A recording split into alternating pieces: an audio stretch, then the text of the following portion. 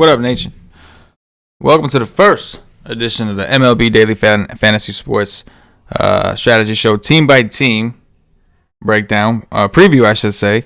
We got some time to kill. Obviously, not really a ton going on in the DFS world, and depending on where you live, there might be not a ton you could really do outside your home. So, I figured I'd pop in here, just touch base with the nation, and a little something to keep us busy. Obviously, the status of the NBA season is kind of up in the air. The status of the MLB season seems to be up in the air. They canceled March Madness. My pops is depressed.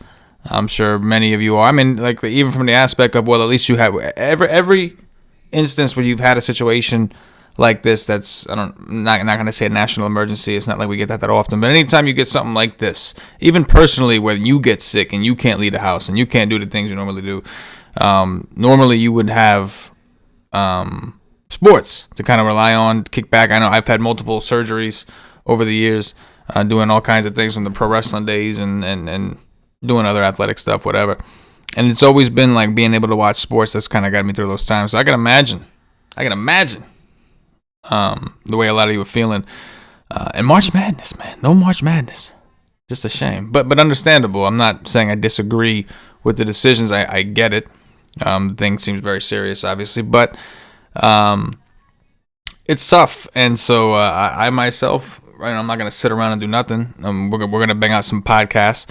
It won't all be DFS related. We're going to try to have some fun and incorporate as many of you as we can, to just kind of keep in touch with the nation and make sure the nation knows momentum's strong.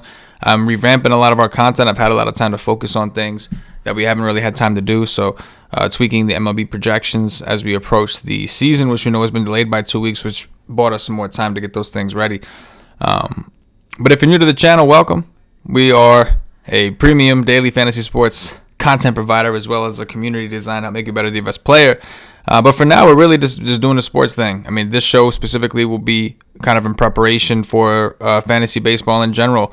We'll go team by team. Obviously, these teams haven't had their full spring trainings. We're not even sure who's on the main rosters just yet, but we're going to pull up some of the projected lineups that we have over at MLB.com, which you can see I've made a little spreadsheet to pull some of the stats from Fangraph from their 2019. And we're going to go team by team and talk about it today. Specifically, if you saw the thumbnail, we are talking about the AL East. So we're going to break things down into divisions. A lot of the Wise Tech Nation members have asked me in Slack if we could do something like this. I've been cool with it. I've been more than willing to do something like this. And like I said, when we get some other people involved, we'll grab Paulie one of these days and do a Wise Tech Nation podcast and kind of just talk about some of the events. There was just a blockbuster trade. I don't know if y'all heard. In the NFL, the Houston Texans traded DeAndre Hopkins for David Johnson of the Cardinals. So there's a lot of different things that are going to transpire in the NFL, off season that we'll have to talk about. But this show specifically is really about baseball, and it's about the AL East. And I know I'm kind of going on a tangent about the other stuff, but I haven't talked to y'all in a while, so I got a lot to say. Those of you who do come across this stream, come across this video, whether it be live or not, if you could hit that like button, the like button really helps the channel out. We're trying to keep the nation with some momentum built, so we can continue to do dirties when the time is right, and we get our precious sports back with daily fantasy sports games and contests back. So in the meantime, just hang out with us. Like I said, we're going to go division by division with the different streams. This one specifically is on the AL East, so let's take a look at these Blue Jays and hit that like button. All right, so the Toronto Blue Jays, their actual lineup doesn't look all that different from last year. Remember, they have a lot of young players. Guys like Bo Bichette came up kind of late, while like Cavan Biggio and some of these guys had a little bit more run. Vladimir Guerrero. One thing, just kind of looking at it, that's different is Travis Shaw. Now, I've incorporated the K rates into this so we can kind of see, while we're looking at it, not just how we expect them to perform offensively, but also we want to look and see what we should expect pitchers to do against them. Obviously, depending on the pitcher, I do look into splits a lot. So this is their overall K rates, their overall ISO, etc. When the season starts, we'll be splitting this into versus lefty versus righty. For pitchers, I like to consider home and away, simply because some pitchers, if you look at their stats, like guys like Jacob deGrom, just for some reason, I guess it makes sense, but they always pitch better at home. But in the meantime, just a general outlook, kind of see what the projected starting lineups look like, what the projected rotations look like. And starting with the Blue Jays, it's not going to look too different from what we saw towards the end, or in the second half, I should say, last season. Bo Bichette had an amazing little run. Only had 212 plate appearances, but as you can see, held a 260 ISO, a 387 WOBA. He's projected to be their leadoff. Strikeout rate is not terrible. The walk rate for these Toronto guys, I was kind of impressed with how high they were, just considering how young the team is. Another stat I carried over is batting average balls in play, just to kind of give you an idea of how lucky or unlucky they may have been. Like Jansen has a 230 BABIP, maybe a little unlucky at times, right? Maybe a little bit. Maybe we can expect some of those numbers to go up. And there's other stats we can incorporate ex-WOBA to kind of see what the trajectories looked like last season. And we'll probably expand and get more into those. I didn't want to drop everything in one video and just overwhelm people with baseball stats when they're not even done with their NBA fix. So in the meantime, like I said, just kind of recapping off last year. So not a ton looks all that different for them. Travis Shaw would be the only one that seems like a new face, that is a new face. Travis Shaw had a terrible year last year, only 270 plate appearances himself between injuries, between getting sent down to the minors. A 113 ISO, a 248 WOBA, a 33% strikeout rate. So with him being around, unless he does make some improvements, that's going to lead to Toronto striking out a bit more for sure when you're considering pitchers against him. Looking at the WRC plus numbers, Bo Bichette, I mean, we had a lot of players over 100, which is solid. You could see that basically they're 1 through 5? 1 through 6. Oh, no. Grichuk was under 100. And then you see Travis Shaw, the shit stain, 47. Danny Jansen wasn't all that better. There's no doubt. We talked about Danny Jansen's batting average balls in play. Travis Shaw's was also extremely, extremely low. So, I mean, you would think that there's only one way to go for a guy like Travis Shaw, which he's always been. Like, the strikeouts I understand, but the lack of power, lack of WOBA was really, really weird. Really weird to see. In terms of their pitching, well, I guess before we even get there, we should kind of talk about the bench. So there's definitely... There's other guys here that they could platoon. Billy McKinney was another young player that we saw get a lot of time.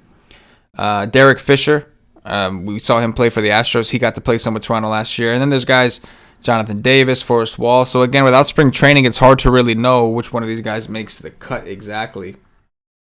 But it is what it is. In terms of pitching, the rotation did get a lot stronger, in my opinion. Obviously, they lost Stroman last year. They traded him away to the Mets.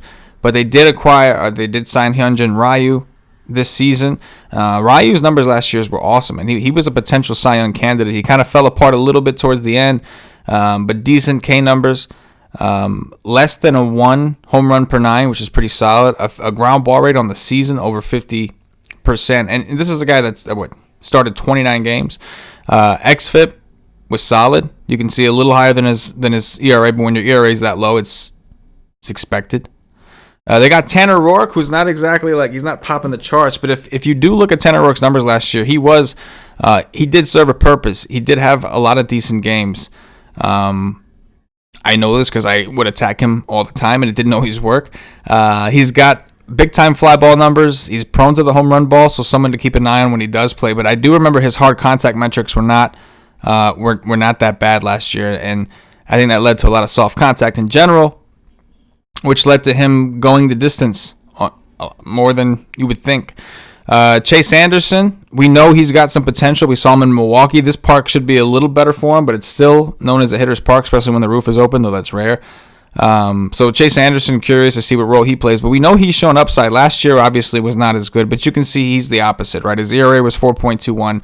xFIP was, I'm sorry, not the opposite, but he's another one that raises some red flags with a 5.26 xFIP. So Ryu was obviously a phenomenal addition. I don't think Roark was terrible. They still don't look all that great. They're taking chances on a lot of these guys. Tanner Roark, Chase Anderson, Matt Shoemaker, all guys are taking chances on. Shoemaker, of course, been extremely injury prone. Chase Anderson, I believe, was the one that looked real good, and then all of a sudden he DDT'd himself at home plate, right? Was out for a little bit, and a weird ass thing. Their closer looks pretty solid, I'd say.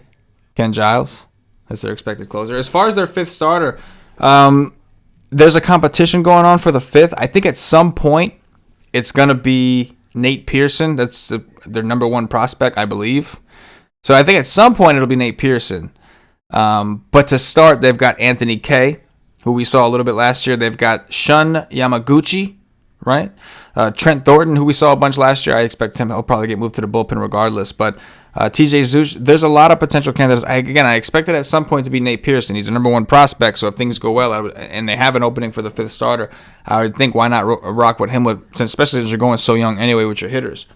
But again, to start the season, it could be Trent Thornton, Anthony Kay, Shun Yamaguchi. So we'll have to keep an eye and see what that fifth starters are going to be. But I would say that they did upgrade their. I would say they upgraded their starting unit. I mean, their bullpen and their their pitching last year in general was just horrid. It was just awful. So I think it looks a little bit better. Their bullpen kind of looks the same from what I saw when I was reviewing some of the players. But again, without spring training, it's hard to really. No, we don't have final rosters yet. So it is what it is. Again, guys, if you're just joining us, please hit that like button. Likes go a long way. Really help us out. Allow us to continue to do free content. So please hit the like button when you get a chance. And we are going to move on. We're going to move on to the next team. Let me just get this ready real quick. We're going to go on to the Baltimore Orioles. This should be fun. Baltimore Orioles. Where art thou, Orioles? Let me just fix the font. I don't know why I did that all of a sudden, but I'm going to fix it, though. There we go. That's what I'm talking about. All right, let's take a look at the projected lineup for the Baltimore Orioles. Austin Hayes, Anthony Santander, Chris Davis, yes, Ronaldo Nunez, Rio Ruiz, Pedro Severino, Hanser Alberto, Dwight Smith Jr., Jose Iglesias. So, not all that different, right? Iglesias, we know, is a low strikeout guy, but just not really a super high-impact guy.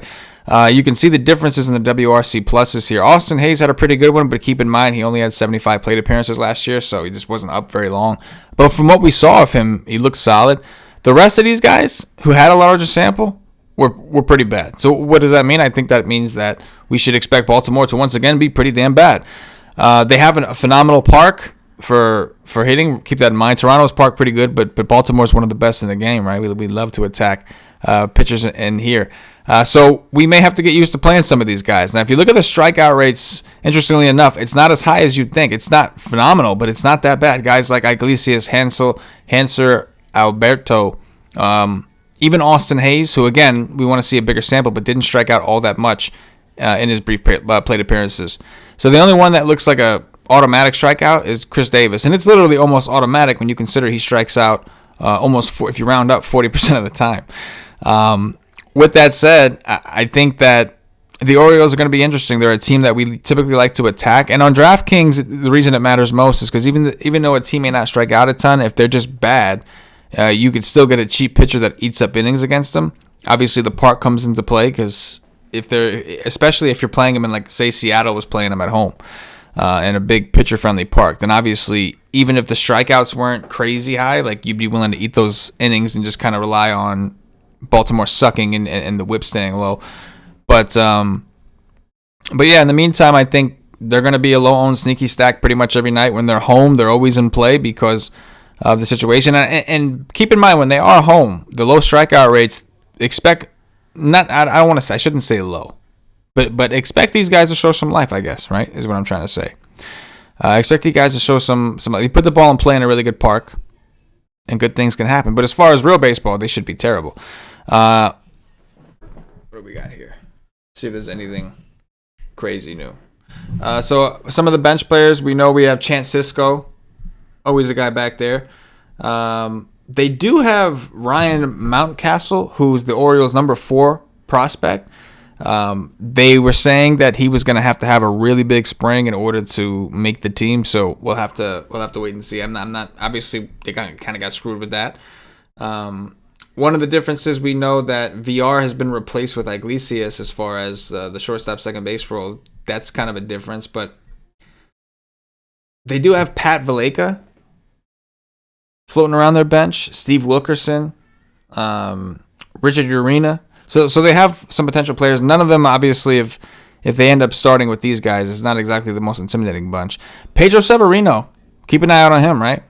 For catcher, it's pretty cheap option. 170 ISO is not terrible for catchers, especially on the days he was cheap. We've seen them get hot.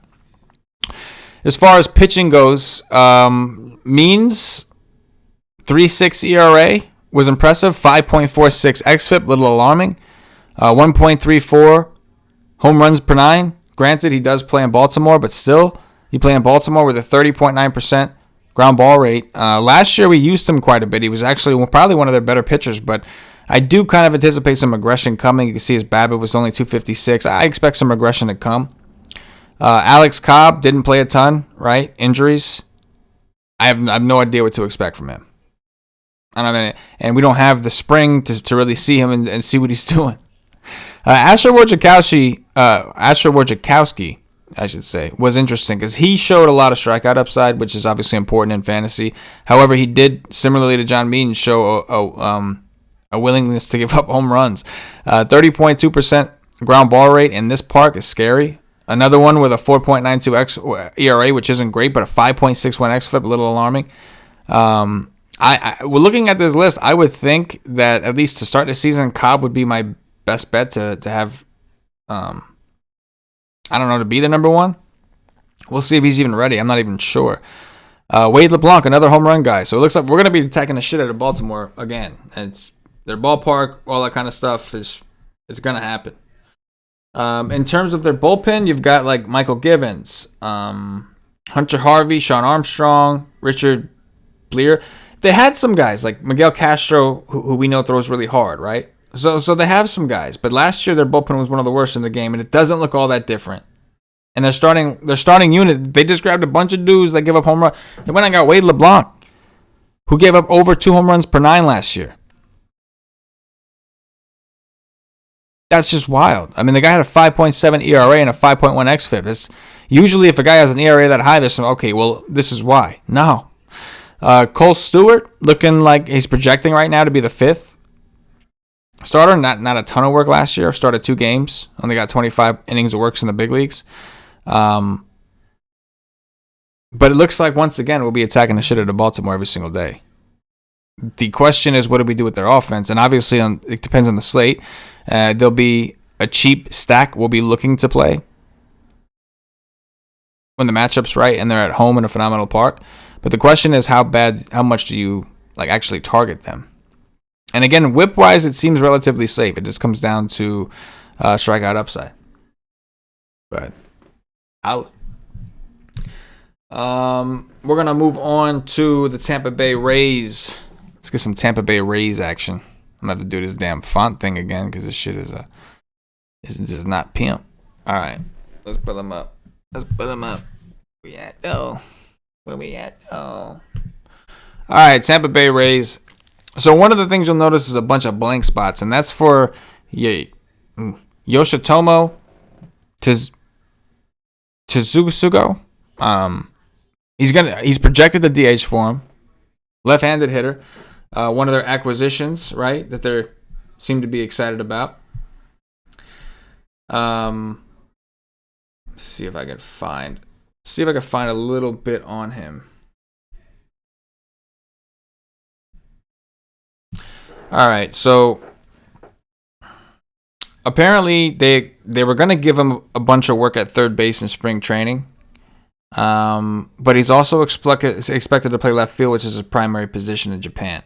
Obviously, they could use him as the third. I mean, they could use him as the DH, which according to the lineups, that's where I would imagine he'd fill. But yeah, obviously a guy came over from Japan. We'll have to see. It doesn't always translate. Like some of the guys, like Ohtani, looks fucking awesome, right? Amazing, but there's other guys that don't look so hot when they come here. Starting with the guys we do know, Austin Meadows coming off of an awesome year. And the Rays are one of those teams. They're like that. We know last year for a while they played really good at home, even though their park sucked. Very much a stackable team. While they didn't have a ton of power in that big park, they managed to put together a lot of runs, and they were great for stacking because they had a lot of correlation. The small ball stuff, the doubles, RBIs, everything just kind of added up. Austin Meadows led the charge. We anticipate him leading off. Got a 142 WRC plus last season, which was awesome. And that's on a pretty big sample. 33 homers, a 261 ISO, 380 WOBA. And only a 22.2% strikeout rate. Really isn't bad. Fits the build of a leadoff hitter, but he obviously is he's much more than a leadoff hitter, hitting 33 home runs a game. Yandi Diaz. I thought he had a pretty decent season as well. You can see he finished the season with a 116 WRC plus, which is above average. Same thing with Chi-Man Choi. The power number is not bad when you consider they do play in this stadium. And when you look at Hunter Renfroe and Austin Meadows, that kind of speaks volume for the power they actually have. Because even though Renfroe didn't play for Tampa, he played for San Diego, which is another huge ballpark. Renfroe obviously striking out a whole lot more, which makes Austin Meadows just that much more impressive. That dude's a stud, man. He is a stud. I mean, I know if you're a Pittsburgh fan, you're probably real bitter about it with Archer for Glasnow and Meadows. These guys look awesome. And I think we've already kind of seen the best from Chris Archer. So it's a polite way of saying, damn, y'all got robbed. I got robbed. I would hate Tampa Bay if I was Pittsburgh. Hate them if I was Pittsburgh, but I'm not, so I don't. I actually do like Tampa a little bit. Brandon Lau, a success story. WRC plus above 100, ISO well over 200. Woba was solid. Strikeouts were a thing with him. But again, I expect the Rays to be competitive. They had a winning record. People often forget I don't think people realize how good they actually are. And part of that is because they play in a very tough division, man. You got the Red Sox and the Yankees in this, It's like, it's tough, but it's not. You have like two of the best teams in the league most of the time each year, and the Red Sox and Boston, and then you have two of the worst in Toronto and Baltimore, and then you have the Rays kind of right smack in the middle. But the Rays I would put closer towards the Red Sox and Yankees, obviously, because I think they're an actual good team. Especially, now they have their guys, Kevin Kiermaier, I think had a little bit of a down year. He's a guy that hits a lot of ground balls, but he's also a guy with a lot of speed. You can see 19 stolen bases, and I expect him to kind of have a bounce back.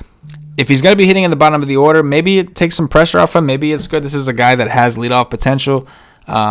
Used to be a guy that can get on base, and again, he can steal bases, so you're going to want him up there. So I would anticipate when guys sit, we'll see him higher in the order. But he's someone that I expect to be cheap, at least to start, and I expect him to be a little bit better. Looking at the projected pitching rotation, this is where they just look lethal here, at least for the first three. Charlie Morton, who had a really good season last year, xFIP 3.28, phenomenal. BABIP was right on where it should be, so you can't even say he was unlucky or lucky or whatever the case may be. Ground ball rate really wasn't bad. Does not give up a lot of home runs. Strikeouts were just... Look at the strikeout rates for their first three guys. Morton, Snell, and Glasnow, just phenomenal.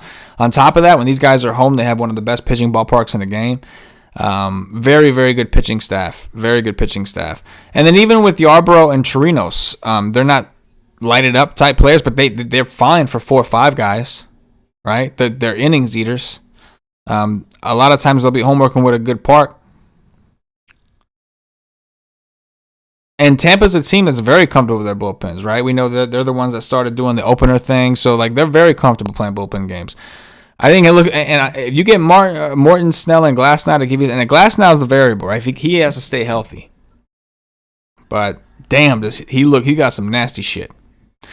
I mean, look at that. I mean, he only had 12 starts. But a 1.78 ERA, 2.94 xFIP. You got 3 players with elite numbers. Blake Snell, 4.29 ERA, 3.31 xFIP.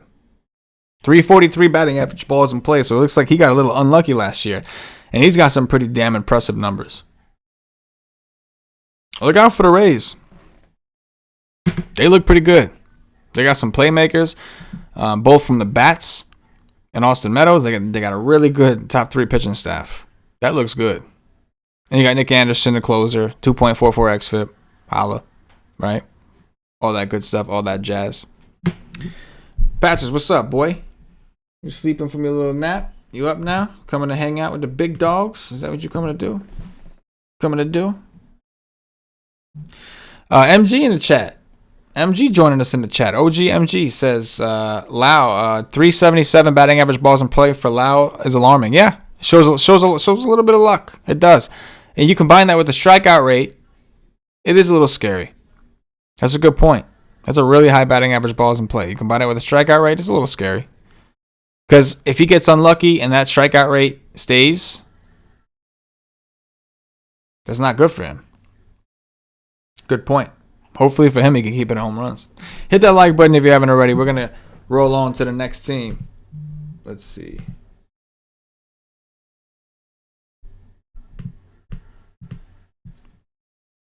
Oh, shit. We got lost for a second there. All right, we're going to move on to the Red Sox. Boston Red Sox. The Boston Red Sox. I'm going to do this again because these things didn't transfer over the right way. Like a mother sucker. All right, there we go. Yep, he's pissed too. I know, Patches. It sucks. All right, so we know JD Martinez should be back. Mookie Betts is obviously gone. That's weird, right? That's just strange.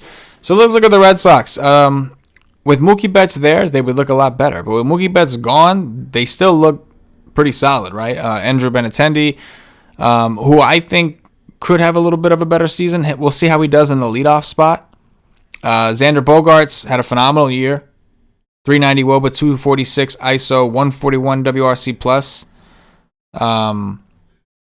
Mitch Moreland had a big year playing in Boston. JD Martinez should be back. That's a huge plus. At least that'll be easier now, right? Whenever you wanted to stack Boston, you had to, oh shit, I can only afford one, JD or Betts. Unless you were me and you just punted pitching every day and figured out a way to get them both. But that decision will be a lot easier going forward. Jackie Bradley Jr., big strikeout guy, but should be pretty cheap most nights. Now, Kevin Pillar and Jose Peraza are the new guys here, right? And two more guys that really don't strike out a lot, which kind of fits the Boston Red Sox MO. There'll be spurts throughout the season with injuries, things like that, where they do. Keep in mind, while we see Mitch Moreland here at first base as a lefty, they also have Michael Chavis. My name is Chavis. We used to say that all the time about him last year. If you weren't with us, then I probably just did something weird. But we expect to see him up in the platoon, right? Big power guy. But obviously, Boston's not looking as good. And here's the real concern. When I look at their starting pitching, that's where I get a little worried about Boston. Like, the offense without Mookie, that's a big blow. But you still got other players that are considered good. And Xander Bogaerts, Rafael Devers, JD Martinez, even Benintendi. Mitch Moreland had a W. Even Christian Vasquez had a WRC plus over 100. But then you look at their pitching staff, and you got Erod, who I think is viable, right? Good strikeout guy for fantasy. Had an ERA of 3.81, which isn't bad. An XFIP of 4.1, which is, it's okay.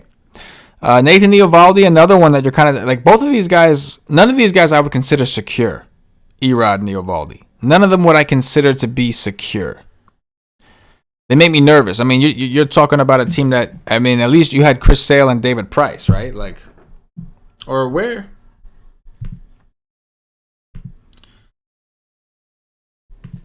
What's the status with Chris Sale? How long is he supposed to be out?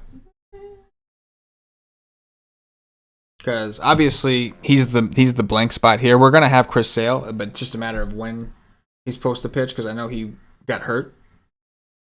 They're saying I see that coronavirus should not impact his rehab, so he'll be joining him to start the season. So you have him. It looks a little better. But still, after Chris Sale, like at this point when I'm looking at this, I feel like you need to win every Chris Sale start, which obviously your odds of doing that are pretty good. He's fucking great. But then you've got Erod, who I think is good, but obviously a variable. You got Eovaldi coming off a season where he only managed to pitch 67.2 innings and didn't look very good throughout the entire season. Gave up a ton of homers. And Martin Perez, who can escape, I think, in larger stadiums from time to time. But you're talking about a division that plays in Yankee Stadium, Toronto, Baltimore, some of the most hitter-friendly ballparks out there. Maybe he does decent against a team like Tampa, who struggled against lefties when he's on the road. But even that, like you factor in Boston, another very good hitter's park. Ryan Weber was a bullpen guy last year, so maybe they'll use him in a similar capacity. 5.09 ERA, 4.56 XFIP. Boston Red Sox pitching staff needs some work. Now, again, we're missing Chris Sale from these numbers. I should have put... Matter of fact, I'll put Chris Sale in right now. Because I shouldn't leave him hanging. I shouldn't make him look like dicks like that, right? That's just messed up. Oops. Don't you love it when things just don't work right? Like they're supposed to. Chris Sale. Bam. Now it looks a little better, right? Now it looks a little better.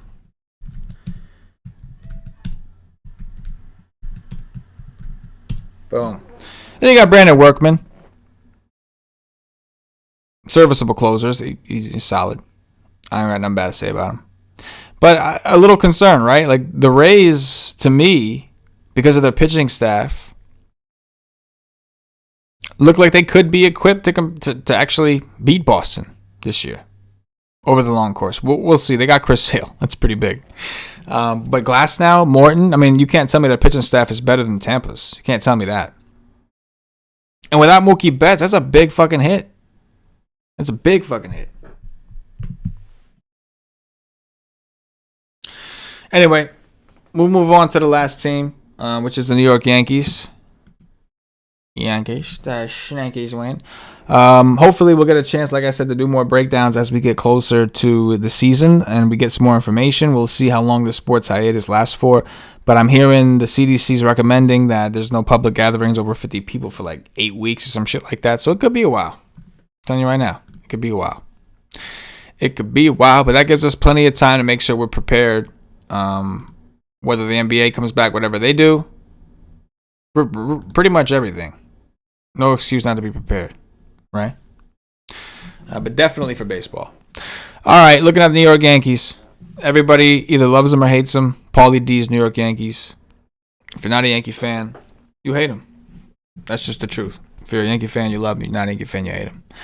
DJ LeMahieu was a fucking awesome signing. And there were so many Yankee fans. I live in New Jersey, so I'm around a ton of Yankee fans. I'm a Met fan personally because, that's just me. But I'm surrounded by Yankee fans. And so many of them did not know who DJ LeMahieu was when they signed him in the offseason. And it bothered the shit out of me.